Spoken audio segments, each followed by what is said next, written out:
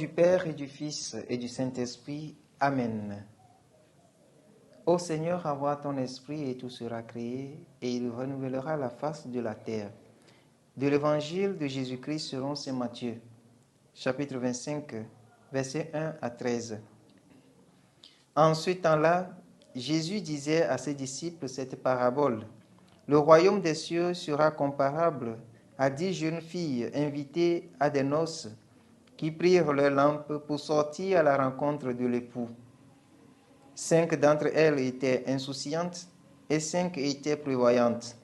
Les insouciantes avaient pris leurs lampes sans emporter d'huile, tandis que les prévoyantes avaient pris avec leurs lampes des flacons d'huile.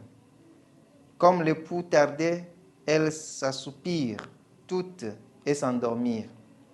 Au milieu de la nuit, il eut un cri. Voici l'époux, sortez à sa rencontre. Alors toutes ces jeunes filles se réveillèrent et se mirent à préparer leurs lampes. Les insouciantes demandèrent aux prévoyantes, donnez-nous de votre huile, car nos lampes s'éteignent. Les prévoyantes leur répondirent, jamais cela ne suffira pour nous et pour vous. Allez plutôt chez les marchands, vous en achetez. Pendant qu'elles allaient en acheter, l'époux arriva. Celles qui étaient prêtes entrèrent avec lui dans la salle des noces et la porte fut fermée. Plus tard, les autres jeunes filles arrivèrent à leur tour et dirent, « Seigneur, Seigneur, ouvre-nous. » Il leur répondit, « Amen, je vous le dis, je ne vous connais pas. Veillez donc, car vous ne savez ni le jour ni l'heure. » Acclamons la parole de Dieu. Chers frères et sœurs en Christ, en ce vendredi 1er septembre 2023, vendredi de la 21e semaine du temps ordinaire, année liturgique A, le Seigneur nous invite à l'attitude de veille. Nous sommes dans un monde où il n'est pas facile d'être soi-même et d'être fidèle aux principes de la vie chrétienne. Tout porte à croire qu'il faut s'accommoder à tout et vivre comme on veut, tout en écrasant le droit, la justice et en épousant la débauche, la convoitise, qui sont des réalités contraires à la sainteté de vie. Or, nous sommes tous pèlerins en marche vers le règne de Dieu, qui viendra à l'improviste.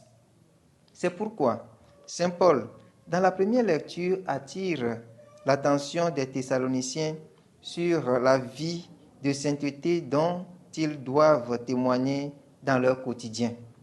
Ainsi donc, qui rejette les principes de la vie chrétienne, rejette Dieu lui-même. Mais notre joie véritable en ce monde doit être Dieu, comme le souligne bien le psalmiste de ce jour. Que le Seigneur soit votre joie, homme juste. L'évangile de ce jour poursuit en nous invitant à une attitude de veille, car nous ne savons à quel moment le règne de Dieu, l'époux que nous attendons tous à la manière des vierges sages, arrivera. L'huile que nous devons avoir en abondance pour garder nos lampes allumées jusqu'à l'arrivée de l'époux, c'est la vie dans la sainteté, la pratique du droit, de la justice et le rejet de toute vie de contre-témoignage.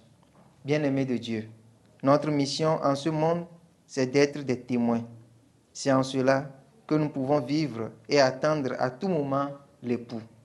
Demandons la grâce d'une vie qui interpelle le monde et qui invite les autres à la conversion.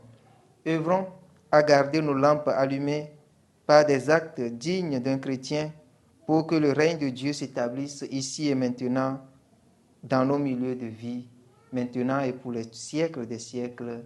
Amen.